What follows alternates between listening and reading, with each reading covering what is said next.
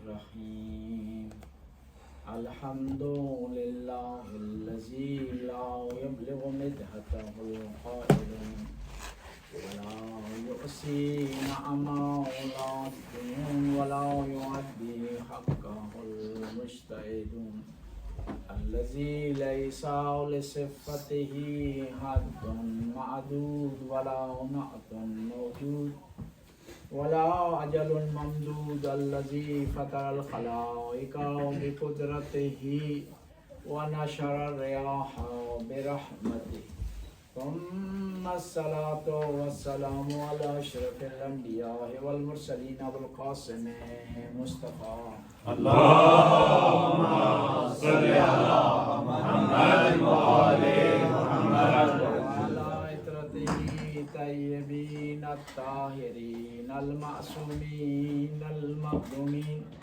ولعنة الدائم على أعدائهم أجمعين من الآن إلى لقاء يوم الدين بسم الله الرحمن الرحيم قال الحسين عليه السلام اللهم أنت ثقتي في كل كرب ورجائي في كل شدة وأنت لي في كل أمر نزل بي ثقة وأدى صلوات اللهم صل على محمد وآل محمد.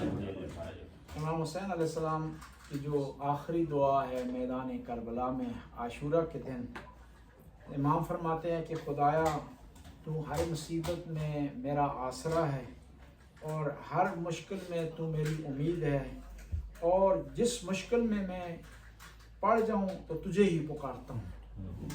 امام علیہ السلام جب مدینے سے چلے ہیں کربلا تک تو آپ کا جو پاک کلام ہے یہ 4 حصوں میں تقسیم ہوتا ہے۔ پہلا آپ کے خطبات ہیں، پھر دوسرے آپ کے مناجات ہیں، تیسری آپ کی دعائیں ہیں، چوتھی آپ کا یا آپ کے ساتھیوں کا رجز ہے۔ اور کسی شخصیت کو آپ نے پہچاننا ہو، اس کے ٹارگٹ تک، اس کے ہدف تک پہنچنا ہو تو اس کا کلام بڑی اہمیت رکھتا ہے۔ انسان کی پہچان اس کا کلام ہے۔ اچھے کی پہچان کلام سے ہوتی ہے، برے انسان کی پہچان اس کے کلام سے ہوتی ہے۔ لہجوں کو پہچاننا ہو تو آپ کلام کے ذریعے کسی آدمی کے لہجے کو پہچان سکتے ہیں۔ بس کلام زیادہ اہمیت رکھتا ہے انسانی زندگی میں۔ کہتے ہیں کہ انسان بند کتاب کی مانند ہے، جب تک وہ بولتا نہیں پتہ چلتا ہے وہ کون ہے، کہاں سے، کس علاقے سے تعلق ہے۔ امیر المومنین کا ماننے والا جب بولتا ہے تو اس کے کلام میں جھلک دکھائی دیتی ہے کہ مولا کا ماننے والا ہے۔ جو آدمی کسی سے پیار کرتا ہے، محبت کرتا ہے، تو اس کے ہر 2-3 جملوں کے بعد اس شخصیت کا تذکرہ آتا ہے جس سے پیار کر رہا ہے۔ کلام کی اتنی زیادہ اہمیت حاصل ہے۔ مولا امیر المومنین نید البلاغہ میں ارشاد فرماتے ہیں، متقی لوگوں کے فضائل بیان کرتے فرماتے ہیں منطقہم ثواب، کہ ان کا بولنا صحیح بولنا خطا سے پاک ہوتا ہے، غلطی سے پاک ہوتا ہے۔ مولا امام زین العابدین سے کسی نے پوچھا کہ مولا بتائیں کہ بولنا بہتر ہے یا خاموشی بہتر؟ تو مولا نے فرمایا لِكِلِهُمَا آفَاتٌ، دونوں میں کچھ خرابیاں، وَإِذَا سَلِمَ مِنَ الْآفَاتِ الْكَلَامُ أَفْضَلُ مِنَ السُّكُوتِ، کہ دونوں میں کچھ خرابیاں ہیں لیکن جب خرابیوں کو سائڈ پر رکھا جائے تو کلام بہتر ہے کس سے؟ خاموش رہنے سے۔ بِهِ بَعَثَ اللَّهُ الْأَنْبِيَاءَ، انبیاء کو خدا نے اس لیے بھیجا تاکہ وہ بولیں، لیکن کہاں بولیں؟ خیبر کا میدان ہو بول رہے ہوں کہ لَأُوتِيَنَّ الرَّايَ رَجُلًا كَرَّارًا غَيْرَ فَرَّارٍ يُحِبُّ اللَّهُ وَرَسُولُهُ، خندق کا میدان ہو تو بول رہے ہوں ضربۃ علی یوم الخندق افضل من عبادت السکین، اور احد کا میدان ہو اللہ بول رہا ہو لا فتح الا علی لا سیف الا ذوالفقار، غدیر کا میدان ہو اللہ کا رسول بول رہا ہو بے خوف و خطا بول رہا ہو من کنت بولا فہذا علی، اللہم وال من والا وانصر من نصر واخذل من خذلہ، یا حدیث قصہ میں اللہ کا رسول بول رہا ہو کہ ہاؤلاء اہل بیتی و خاصتی و حامتی لحمہم لحمی و دمہم دمی، کہ یہ میرے خاص ہیں، ان کا خون میرا خون ہے، ان کا گوشت میرا خون ہے، میرا گوشت ہے، اور خدایا تو اس سے محبت کر جو ان سے محبت کرے، تو ان سے اس سے دشمنی کر جو ان سے دشمنی کرے۔ یا زیارت عاشورہ میں امام معصوم بول رہے ہوں کہ آل بیت کی محبت ہماری محبت ہے، اور جو آدمی آل بیت سے جنگ کرے گا اس نے گویا ہم سے جنگ کی ہے۔ بس معیار کیا ہے کہ کون بول رہا ہے اور کس جگہ پر بول رہا ہے، ورنہ خاموشی ہر جگہ اچھی نہیں ہے۔ اگر ہر جگہ اچھی ہوتی تو نواس رسول کو میدان کربلا میں شہید کر دیا گیا تو لوگ مجرمانہ خاموشی اختیار کیے ہوئے تھے، بلکہ نہ فقط مجرمانہ خاموشی، کچھ لوگ تو فتویٰ دے رہے تھے۔ قاضی شریس میں ایک کردار ہے، ایک کریکٹر ہے، ظاہر تو ایک پرسنالٹی ہے نا، لیکن کریکٹر بن گیا۔ کربلا میں بھی شمر ایک پرسنالٹی ہے، ایک شخص ہے، ایک آدمی ہے، لیکن کردار بن گیا۔ یزید ایک شخص ہے لیکن کردار بن گیا۔ تو اس لیے تو امام حسین نے نہیں کہا کہ میں حسین ابن علی یزید ابن معاویہ کی بیعت نہیں، کہا مثلی لا یبایع مثلا، مجھ جیسا اس جیسے کی بیعت نہیں کرے گا، معیار مقرر کر دیا ہے۔ بس بولنا یہ دیکھنا کہ کہاں انسان بولے اور کس طرح بولے، جہاں بولنے کی ضرورت ہے وہاں بولے، جہاں خاموش رہنے کی ضرورت ہے وہاں خاموش رہے، جہاں دفاع کی ضرورت ہے وہاں دفاع کیا جائے، جہاں تقیہ کی ضرورت ہے وہاں تقیہ کیا جائے۔ اہل بیت علیہ السلام نے ہمیں طریقہ بتایا کہ کس طرح آپ نے بولنا ہے، بڑوں سے کس طرح بولنا ہے، چھوٹوں سے کس طرح بولنا ہے، ایک عالم دین سے آپ نے کس طرح بولنا ہے، ایک عام آدمی سے کس طرح بولنا ہے۔ مقتضی حال ضروری ہے، حالات کو دیکھ کر کے ہم نے بولنا ہے۔ جب محفل خصوصی ہو، خاص افراد بیٹھے ہوں، اور یہ خدشہ بھی نہ ہو کہ یہ باتیں باہر جائیں گی، تو انسان کھل کر کے بولے۔ اور آل بیت کے دشمنوں پر لعنت بھیجنا عبادت ہے، اور یہ اتفاق ہے شیعہ و سنی کا کہ آل بیت کے دشمنوں پر لعنت بھیجی جائے، یہ اتفاق ہے۔ ظاہری طور پر کم از کم اہل سنت نہیں کہتے، اب اس کے مصداق پر فرق ہے۔ یہ کچھ اہل سنت ہیں ان کو مصداق اس کا ملتا ہی نہیں، یہ وہ کہتے ہیں اس کا مصداق ہی نہیں ہے۔ ہاں دشمنوں پر لعنت ہو جائے لیکن اس کا مصداق کوئی نہیں ہے۔ میں کہتا ہوں کہ یہ ہو نہیں سکتا قرآن کے جھوٹوں پر لعنت اور اس کا مصداق نہ ہو، قرآن کے کہ ظالموں پر لعنت اور اس کا مصداق نہ ہو۔ پیغمبر نے کہا ہے اگر کہ فاطمہ میرے جگر کا ٹکڑا ہے، جس نے اس کو راضی کیا مجھ کو راضی کیا، جس نے اس کو ناراض کیا اس نے مجھ کو ناراض کیا، ہو نہیں سکتا پیغمبر کہیں اس کا مصداق نہ ہو۔ یہ پیغمبر کوئی فرضی بات نہیں کرتے، صرف جو ہے وہ ہوا میں بات نہیں کرتے، کیونکہ وہ پیغمبر ہیں جو جن کے بارے میں قرآن نے کہا وَمَا يَنْطِقُ عَنِ الْهَوَىٰ إِنْ هُوَ إِلَّا وَحْيٌ يُوحَىٰ۔ بس یہ کہ تاریخ میں آل بیت سے دشمنی ہوئی ہے، آل بیت سے حسد ہوا ہے، آل بیت پر ظلم واقع ہوا ہے، اب جب ہوا ہے تو مصداق بھی ضروری ہے۔ ہاں یہ اختلاف ہو سکتا ہے مصداق میں، لیکن مصداق ہوگا۔ جب مصداق ہے تو ہمیں ضروری ہے کہ آل بیت کے دشمنوں پر ہم لعنت کریں، اور لعنت یہ بعض کو لوگ کہتے ہیں کہ نہیں جی درود پڑھیں، لعنت نہیں، لعنت قرآنی آئیڈیا ہے، قرآنک آئیڈیالوجی ہے کہ قرآن نے دو چیزیں بتا دی ہیں، مثبت اور منفی۔ آدم کا جہاں تذکرہ ہے وہاں شیطان کا تذکرہ ہے، جہاں موسیٰ کا تذکرہ ہے وہاں فرعون کا تذکرہ ہے، جہاں ابراہیم کا تذکرہ ہے وہاں نمرود کا تذکرہ ہے، جہاں کہا گیا ہے کہ آپ کیا آدم کے لیے اچھے الفاظ استعمال، وہاں کہا گیا شیطان کے لیے برے لفظ استعمال کیے جائیں، جہاں محمد مصطفیٰ کا تذکرہ ہے وہاں ضروری ہے کہ ان کے جو مخالف لوگ تھے دشمن تھے ان کا تذکرہ ہے۔ جب محمد مصطفیٰ کے لیے درود ہے تو مخالفت کے لیے لعنت ہوگی، جب محمد و آل محمد کے لیے درود ہے تو مخالفت کرنے والوں پر، دشمنی کرنے والوں پر لعنت ہوگی۔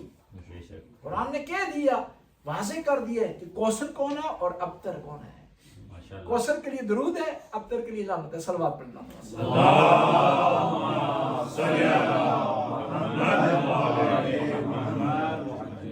امام کا جو کلام ہے امام حسین علیہ السلام کا مدینے سے کربلا تک، اس میں کچھ درس پائے جاتے ہیں۔ اور کربلا کا جو واقعہ ہے اس کو بیان اس لیے کیا جاتا ہے تاکہ ہم درس حاصل کر سکیں اس سے، تاکہ ہم امام کی سیرت پر چل سکیں، تاکہ ہم امام کو فالو کر سکیں۔ سب سے پہلا درس اس کربلا کے واقعے میں ہے وہ توکل ہے، اللہ پر توکل، اور جو آدمی توکل کرتا ہے پریشان نہیں ہوتا۔ دیکھیں نا، ایک اتنے بڑے دشمن سے ٹکر لینا کہ جس کی حکومت شام میں صرف قائم نہیں ہے بلکہ اس دنیا کی چوتھائی حصے پر قائم ہے، اس سے بھی بلکہ زیادہ، اس سے ٹکر لینا صرف وہی لے سکتا ہے جسے اللہ پر توکل، جسے اللہ پر اعتماد۔ مدینے سے نکل رہے ہیں، تعداد کم ہے لیکن اللہ پر توکل ہے۔ آگے مکہ میں حج کا دوران ہے، ساتھ کوئی نہیں چلا لیکن پھر بھی چل پڑے ہیں کس کی طرف؟ اپنے مشن کی طرف، کس پر؟ اللہ پر۔ حالانکہ لوگ منع کر رہے ہیں، اور یہ جو لوگ امام کو منع کر رہے تھے نا، عبداللہ بن عباس، اسی طرح محمد حنفیہ، اسی طرح خلیفہ دوم کے بیٹے عبداللہ بن عمر منع کر رہے ہیں۔ یہ لوگ دشمن نہیں تھے، مخالف نہیں تھے، خون کے پیاسے نہیں تھے، ہمدرد تھے، لیکن امام کی معرفت نہیں آ سکتی۔ یہ آدمی پیار کر رہے تھے، اور حتیٰ یہاں پر تک یہ ہوا کہ عبداللہ بن عمر آئے مکہ میں، امام سے ملاقات کر رہے ہیں، امام کو منع کر رہے ہیں کہ آپ نہ جائیں اس سفر پر۔ جب امام نے کہا کہ نہیں، خدا کی طرف سے مجھے حکم ہے، میں نے جانا ہے، میرے نانا کی طرف سے مجھے حکم ہے، میں نے جانا ہے، تو پتہ کیا کہنے لگے کہ آپ کیا کریں، جب اصرار کر رہے ہیں، جانا ہی چاہتے ہیں، تو آپ اپنے سینے سے کپڑا ہٹائیں۔ امام نے کہا کس لیے؟ کہا کہ میں اس جگہ کا بوسہ لینا چاہتا ہوں جہاں رسول اللہ جس جگہ کو چوما کرتے تھے، آپ کے دل مبارک کو۔ کون ہے؟ خلیفہ دوم کا بیٹا، پیار کا اظہار کر رہا ہے، محبت کا اظہار کر رہا ہے، لیکن اس کے محبت کے اظہار میں اور ابو الفضل عباس کی محبت کے اظہار میں فرق ہے۔ یہ لوگ جب امام چلے مدینے سے تو سارے مخالف نہیں تھے، سارے دشمن نہیں تھے، محبت کرنے والے تھے، لیکن اس محبت کی قیمت نہیں ادا کرنا چاہتے تھے، ساتھ چلنے کے لیے تیار نہیں ہیں، تلوار چلانے کے لیے تیار نہیں ہیں، قربانی دینے کے لیے تیار نہیں ہیں۔ بس ایک معیار مقرر ہو گیا کہ صرف محبت کرنا کافی نہیں ہے، صرف چاہت کا اظہار کرنا کافی نہیں ہے، صرف علم کو چوم لینا کافی نہیں ہے۔ علم تو دور کی بات ہے نا، وہ امام کو چوم رہا ہے، امام کے بدن کو ڈائریکٹ چوم رہا ہے۔ کون؟ خلیفہ دوم کا بیٹا، کسی کپڑے کو نہیں چوم رہا، نسبت کو نہیں چوم رہا، ڈائریکٹ امام کو چوم رہا ہے، لیکن اس کا چومنا قبول نہیں ہے کیونکہ ساتھ نہیں چل رہا، قربانی دینے کے لیے تیار نہیں، امام کے لیے سفر کاٹنے کے لیے تیار نہیں ہے۔ بس ہم بھی اگر صرف چومیں، صرف ظاہری عبادت کریں تو یہ کافی نہیں ہے، بلکہ امام کے نقشے قدم پر چلنا ضروری ہے۔ اور امام کے نقشے قدم کی پہلی شرط یہ ہے کہ ہم ایک دوسرے سے محبت کریں، ایک دوسرے سے عملی محبت کریں، ایک دوسرے سے عملی پیار کریں۔ انسان کوئی بھی معصوم نہیں ہے، خطا ہر آدمی سے ہو سکتی ہے، ہر آدمی جو ہے وہ غلطی کر سکتا ہے، لیکن اس کی غلطی کو بنیاد بنا کر ہم تان و تشنی کسی پر نہ کریں، دشمن کو موقع نہ دیں۔ ہمارا مشغلہ یہ ہو گیا کہ ہم بجائے کہ اہل بیت کا دفاع کریں، شیعہ کا دفاع کریں، ہم ایک دوسرے کے ساتھ لڑ رہے ہیں۔ ذرا سا تھوڑا سا مسئلہ ہوتا ہے، متحد ہو جاتے ہیں، جب مسئلہ ختم ہوتا ہے تو آپس میں لڑنا شروع کرتے ہیں، اور کوئی جگہ نہیں مل رہی تو فیس بک جی۔ یہ اس کا مطلب اسی طرح ہے، حالات تبدیل ہو گیا نا، پہلے دیواروں پر ہوتا تھا شیعہ شیعہ کافر لکھا جاتا، اب فیس بک پر آ گیا۔ اس کو مثال آپ خدمت میں عرض کروں گا، پہلے لکھا جاتا شیعہ کافر، تو اگر ہم سمجھدار ہوں گے تو اس کو اگنور کریں گے یا اس کا معقول جواب دیں گے، اگر بے وقوف ہوں گے تو وہاں شیعہ کافر کو لکھا ہوا ہے، نیچے ہم کسی شیعہ عالم دین کا نام لکھ کر کے اس کے ساتھ آگے وہابی لگا دیں گے، اس کو کہیں گے شیعہ سے خارج ہو گیا، یہ شیعہ کے مخالف ہو گیا۔ یہ معقول بات نہیں ہے۔ ادنا سا ذاکر بھی شیعہ کا اگر ہے نا، اس کے خلاف بھی لکھنا آپ کے لیے جائز نہیں، اس کے خلاف بھی بولنا آپ کے لیے جائز نہیں، کیونکہ وہ شیعہ ہے، اہل بیت سے محبت کرتا ہے، اہل بیت سے پیار کرتا ہے، وہ کام نہ کرے جو دشمن نے کرنا تھا جی۔ پھر لوگ نہ کہیں کہ شیعوں کو دشمنوں کی ضرورت ہی نہیں ہے جی، یہ خود ایک دوسرے کے خلاف ہیں. بس میں عرض کر رہا تھا کہ امام حسین کے مشن کی سب سے پہلی کوالٹی ہے کہ اس میں توکل پایا جاتا ہے. آئے ہیں ایک منزل پر کہ آپ کو خبر ملی ہے کس کی شہادت کی؟ مسلم بن عقیل کی شہادت کی خبر، ہانی بن عروہ کی شہادت کی خبر ملی، اور کوفے کا راستہ بند ہو گیا، روک دیا گیا، امام کوفے نہیں جا سکتے. لیکن کیونکہ خدا پر توکل ہے پیچھے نہیں پڑ رہے، آگے کی طرف بڑھے، دشمن سے گھبرائے نہیں ہیں. ورنہ جو لشکر جو ہر کا لشکر تھا اس کی تعداد بھی کافی تھی، 72 کے مقابلے میں زیادہ تھی، 100 کے مقابلے میں زیادہ تھی، پھر بھی امام پیچھے نہیں ہٹے، آگے کی طرف بڑھے. کربلا میں آگے ہیں، تعداد بہت کم ہے دشمن کے مقابلے میں، پانی کا کوئی ذریعہ نہیں ہے، ساتھی مارے گئے ہیں، تک کو تنہا رہ گئے ہیں، لیکن پھر بھی اپنے مشن سے پیچھے نہیں ہٹے، مشن کو آگے بڑھانے کی کوشش کی. اور ان حالات میں کہ جب سارے ساتھی مارے گئے ہیں، پیاس کی سختی ہے، دشمن نے گھیرے میں لیا ہوا ہے، بچوں کی رونے کی آواز آ رہی ہے، لیکن امام دعا کر رہے ہیں اپنے پروردگار کی بارگاہ میں. یہ بتا رہا ہے کہ یہ ہستی، اس کو صرف ایک ہی چیز یاد ہے جو اللہ کی بندگی ہے، اور بندگی کی اتنی انتہا پر ہو گئی کہ لقب بنا ابا عبداللہ. جی بندگی کی انتہا، کیونکہ امام کا کوئی بیٹا نہیں تھا جس کا نام عبداللہ، جس کی وجہ سے آپ کا نام ابا عبداللہ. یہ اسی طرح جس طرح ابو تراب ہے، اس طرح سے جیسا ابا صالح ہے، اسی وجہ سے بندگی کی انتہا کی وجہ سے لقب ملا ابا عبداللہ. فرماتے ہیں اللہم انت ثقتی فی کل کرب، مدد کے لیے فرشتوں نے آفر کی، جنہوں نے آفر کی، معجزہ کر سکتے تھے، لیکن کیا ہے؟ کہتے ہیں کہ خدایا تو میرا مددگار ہے اور تو میری تکیہ گاہ ہے، تجھ پر توکل کرتا ہوں. اب سوال ہی بتاتے ہیں جب ابا عبداللہ حسین علیہ السلام اتنی مشکلات میں، جہاں انسان اپنے آپ کو بھول جاتا ہے، خدا تو دور کی بات ہے جی، وہاں خدا کو یاد کر رہے ہیں، وہاں اپنی مشکلات کا واحد رستہ کہاں سے ڈھونڈ رہے ہیں، کہاں سے لو لگا رہے ہیں؟ خدا و تعالیٰ کی بات. ہم ان کے ماننے والے ہیں، تو ہمیں بھی مشکلات میں اللہ کی بارگاہ میں، اللہ سے کی بارگاہ میں تکیہ کرنا چاہیے، اللہ کو اپنا آسرا سمجھنا چاہیے، اللہ کی بارگاہ میں ہمیں توکل کرنا چاہیے. اگر ایسا کریں گے نا، جس طرح امام حسین کامیاب ہوگے، اس طرح ہم بھی کامیاب. اب سوال ہی پیدا ہوتا ہے کہ خدا پر تکیہ ہونے کے باوجود پھر کیوں خط لکھا کس کو؟ حبیب ابن مظاہر کو. پھر کیوں عبید اللہ جوفی کو اپنی طرف بلا رہے ہیں؟ زہیر کین کو اپنی طرف کیوں بلا رہے ہیں؟ نہیں، اللہ پر توکل ہے، لیکن دنیاوی ظاہر وسائل پر بھی اس کو بھی استعمال کیا جا رہا ہے. امام علی علیہ السلام سے کسی نے سوال کیا،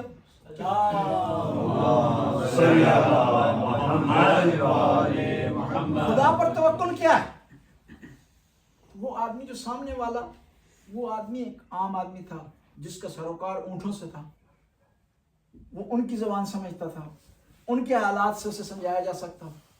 امام نے فرمایا کہ توکل یہ ہے کہ تم اونٹ کو صحرا میں اللہ پر توکل کر کے چھوڑ رہے ہو، تو ضروری ہے کہ اونٹ کا پاؤں باندھ لو.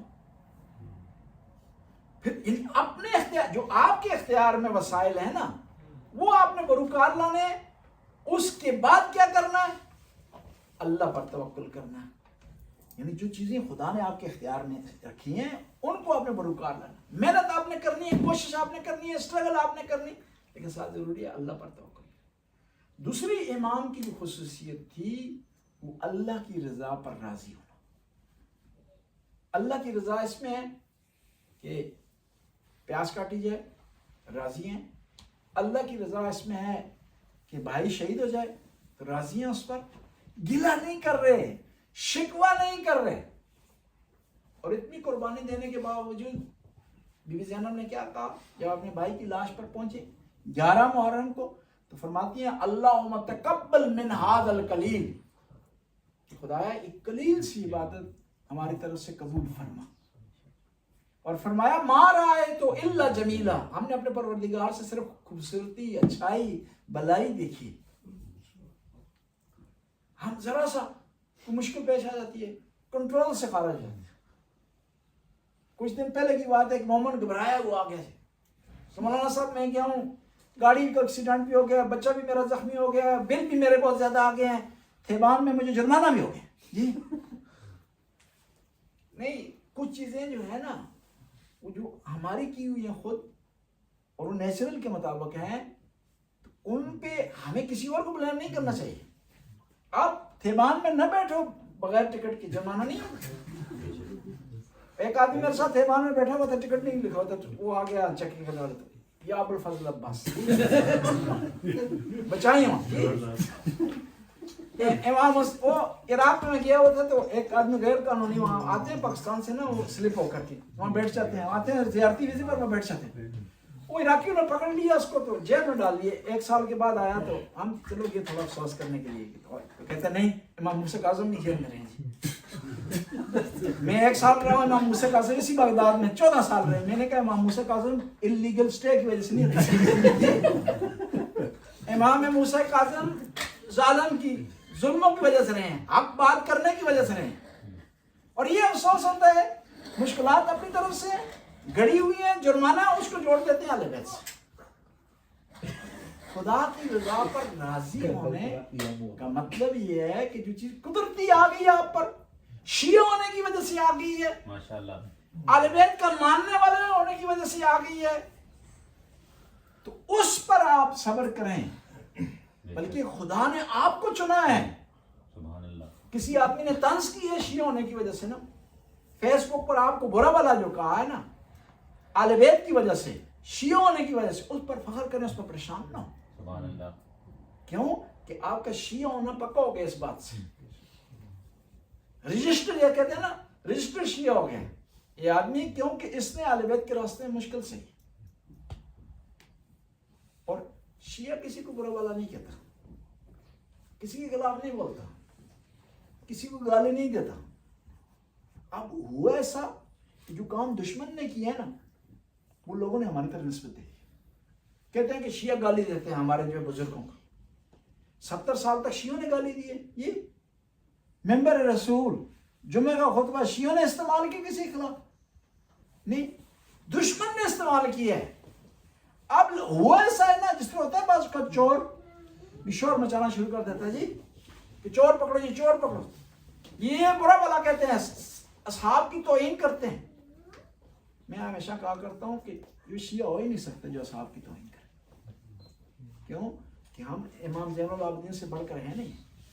امام دعا کر رہے ہیں پیغمبر کے صحابہ کے لیے، اے میرے نانا کے صحابی ہو، تم پر سجاد کا سلام ہو، تم نے اس وقت میرے نانا کی مدد کی جب کوئی مدد کرنے والا نہیں تھا. تم وہ جنہوں نے میرے نانا کی خاطر اپنے رشتہ داروں سے جھگڑا کیا، لڑائی کی، جنگ کی. کیوں جنگ بدر میں سچویشن یہ تھی نا کہ ایک بھائی اس طرف تھا، دوسرا بھائی دوسری طرف تھا. دور کی بات کرنے کی ضرورت ہی نہیں ہے. جنگ بدر میں امام علی اس طرف ہے اور طالب عقیل اس طرف سے آئے ہیں.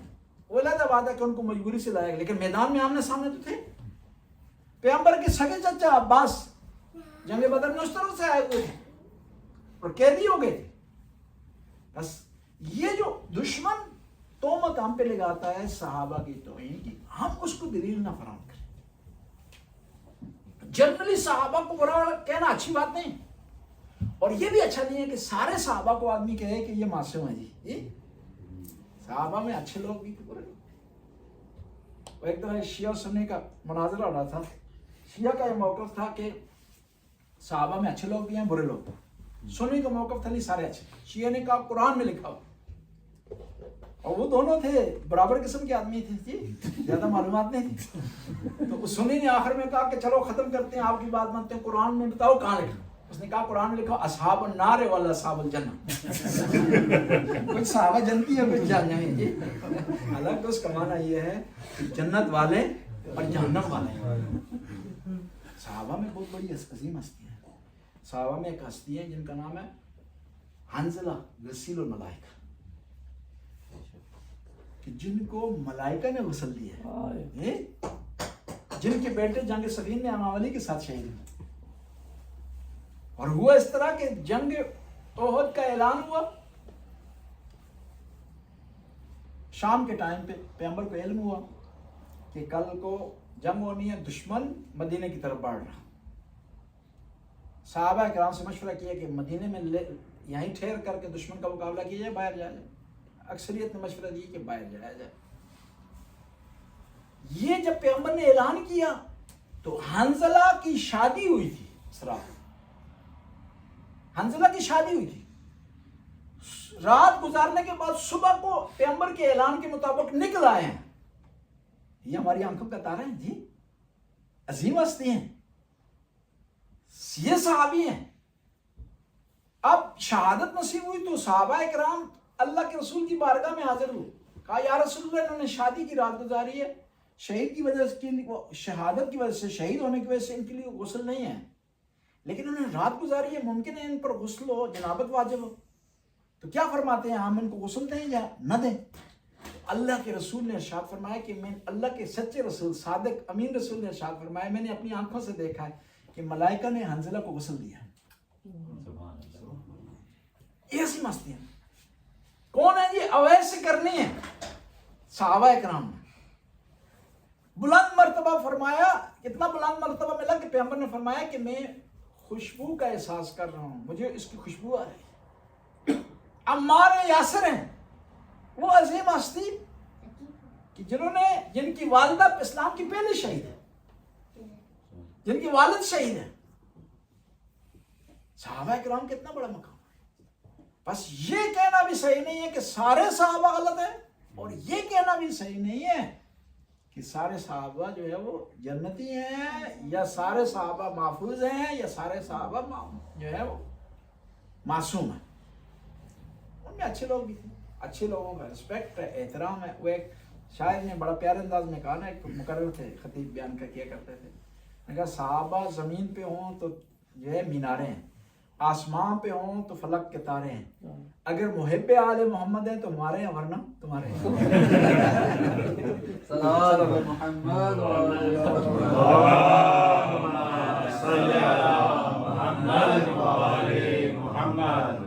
اور بعض بات ہمارے لوگ کرتے ہیں، غلطی کرتے ہیں اس معاملے میں۔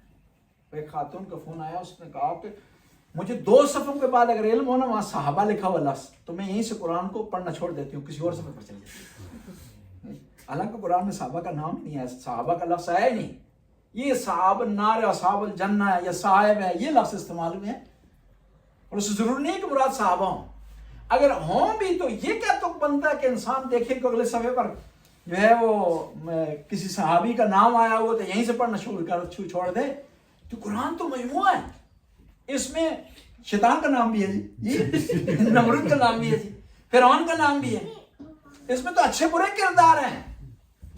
وہ ایک آدمی تھا تو وہ کتابوں پر جلد چڑھایا کرتا تھا، صحافی پرانے زمانے میں کہتے تھے نا، ایرانی سے کہتے ہیں صحافی، کہتے ہیں جلد ساز اسے کہتے ہیں اردو میں جی، جلد ساز کہتے تھے پرانے، ابھی نہیں ہوتا، ابھی تو ہر چیز آٹومیٹک، لیپ ٹاپ یہ چیزیں آ گئی ہیں تو کتابوں کا معاملہ ہی کم رہا ہے۔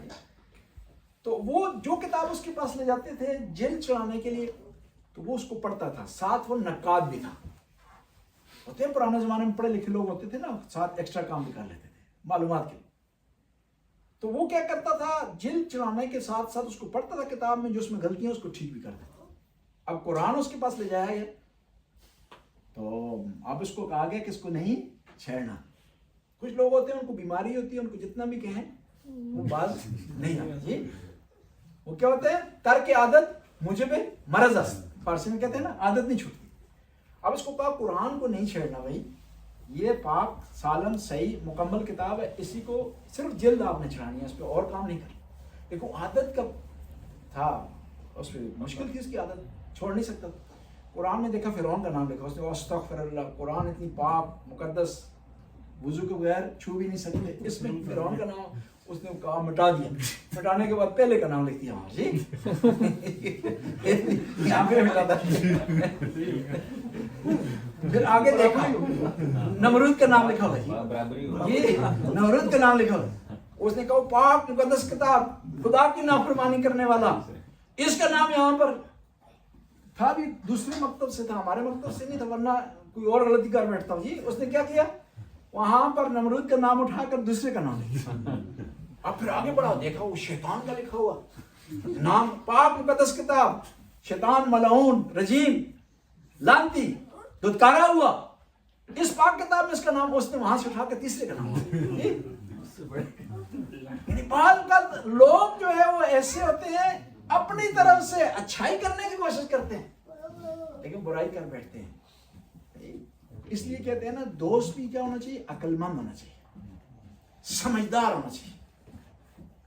اور ہمارے بعض مومنین میں بھی بعض لوگ سادگی کرتے ہیں. وہ ایک آدمی جو ہے وہ علاقے کا نام نہیں لیتے, پھر یہ نہ ہو کہ کہیں کہ فلاں علاقے کے خلاف بات کر رہے ہیں. یہ میں اپنے علاقے کا کہتا ہوں, معاشرے کا. ایک مومن وہاں کھڑا ہوا تھا, تو جو بھی گاڑی آتی تھی نا تو اس پر کوئی نام لکھے ہوتے تھے, خلفاء کے, بنو امیہ کے, پہلے کے, دوسرے کا, تیسرے, اس کی پلیٹ اتار کر کے اس پہ فائر کرتا تھا. اب ایک جگہ گاڑی آئی تو اس پہ تو وہ اس کے حساب سے 4 نام لکھے ہوئے تھے ان کے بقول, جی خلفائے اربع کے نام لکھے ہوئے تھے. تو وہ پلیٹ اتاری تو فائر کیا اس نے اس پلیٹ پر, تو 2-3 فائر مولا کے نام پہ ملا کے. تو دوسرے مومنوں نے پکڑ لیا سے کہ یہ کیا کر دیا تم نے, صحیح کہ تم نے مولا کے نام پر فائر کر دیے. انہوں نے کہا وہ جو مولا ان کے ساتھ پھرتا ہے اس کو مانتے ہی نہیں.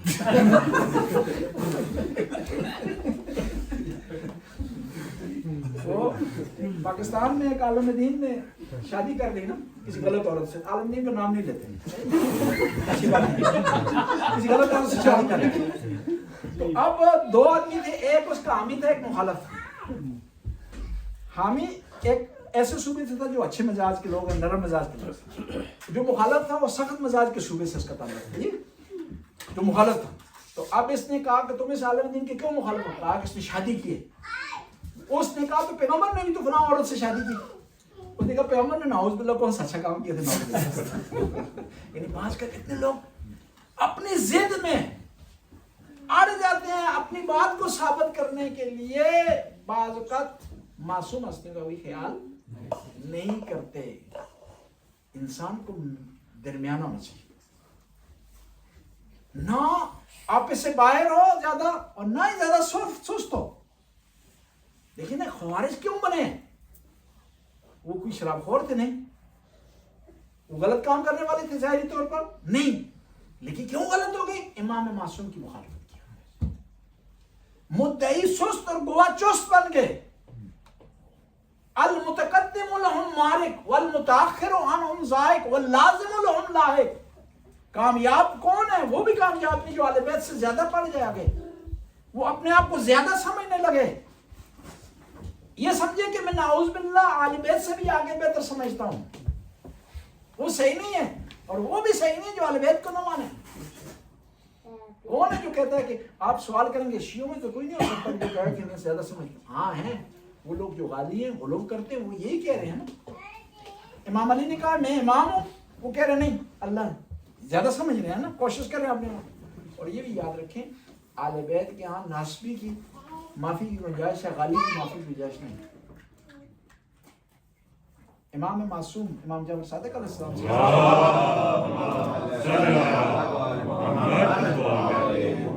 کسی نے سوال کیا کہ مولا بتائیں کہ ایک ناسبی ایک غالی ان میں سے زیادہ گناہگار کون ہے؟ امام نے فرمایا دونوں جہنم میں ہیں. کہا بتائیں کون زیادہ گناہگار ہے؟ امام نے فرمایا غالی زیادہ گناہگار ہے ناسبی سے. حالانکہ ناسبی کون ہے؟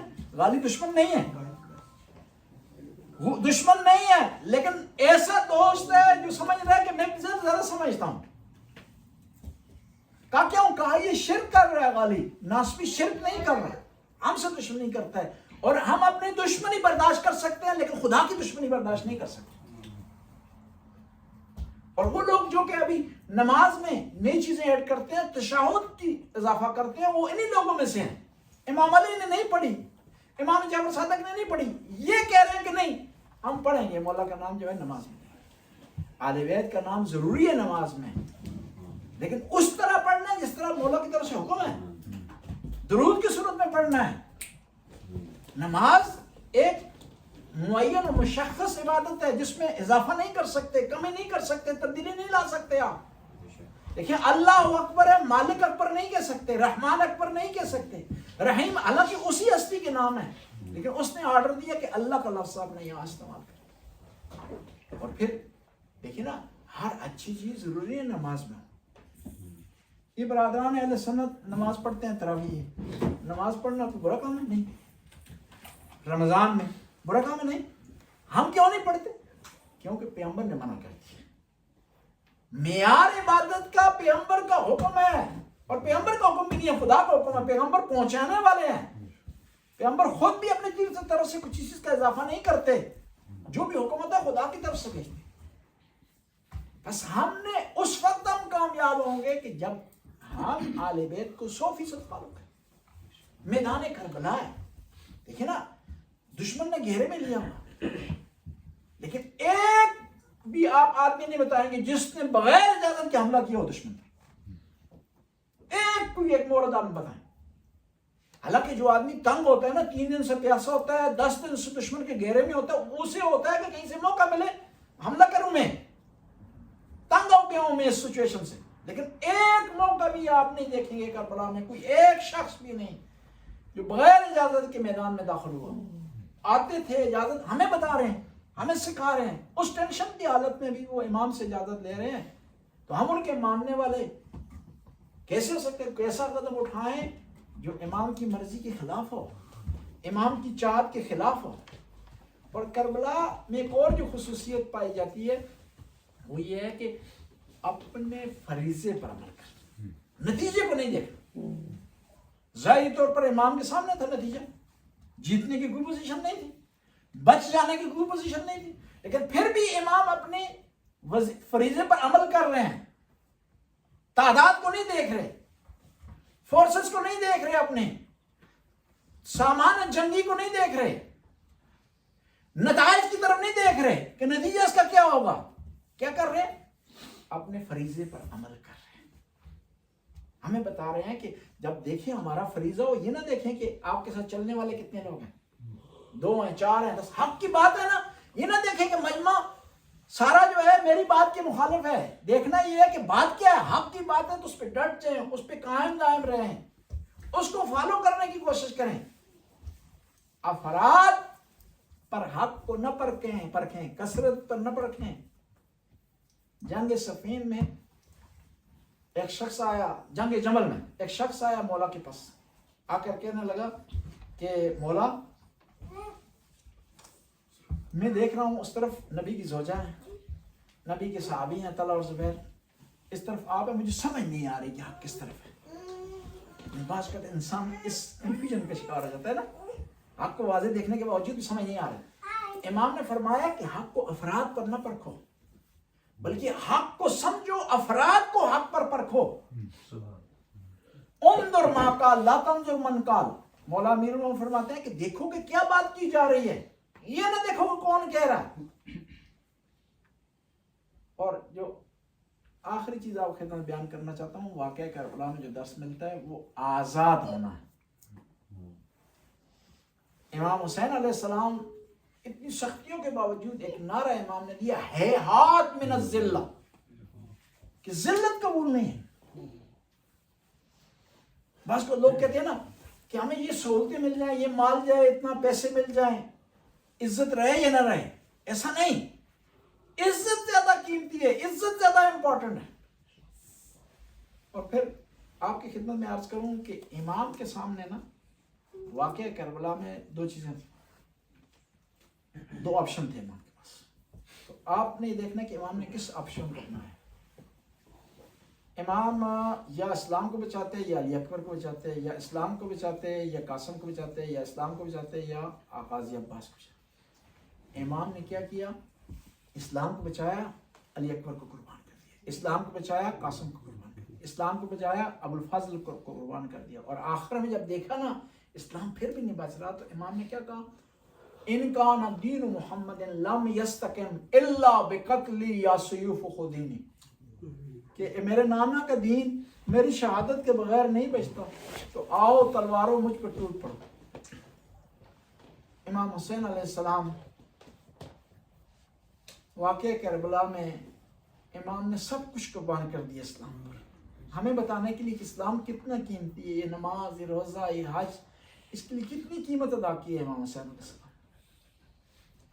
کہتے ہیں کہ امام علی جنگ صفین سے واپس آ رہے تھے تو میدان کربلا میں رکے اور امام کو آنکھ لگ گئی۔ جب بیدار ہوئے نا تو امام نے رونا شروع کر دیا۔ امام حسن آ گئے، امام حسین آ گئے، محمد حنفی آ گئے کہ بابا کیوں رو رہے ہیں آپ؟ ہم جنگ ہارے تو نہیں ہیں۔ کہا اس وجہ سے نہیں رو رہا ہوں، اس میدان میں دیکھ رہا تھا کہ ایک شخص اکیلا ہے، تک و تنہا ہے، بے کسی کی آوازیں بلند کر رہا ہے، حل من ناصر ینصرنا کہہ رہا ہے، کوئی اس کا ساتھ دینے والا نہیں ہے، سارے اس کو مار رہے ہیں، کوئی پتھر مار رہا ہے، کوئی نیزہ مار رہا ہے، کوئی تلوار چلا رہا ہے، کوئی نیزہ چلا رہا ہے۔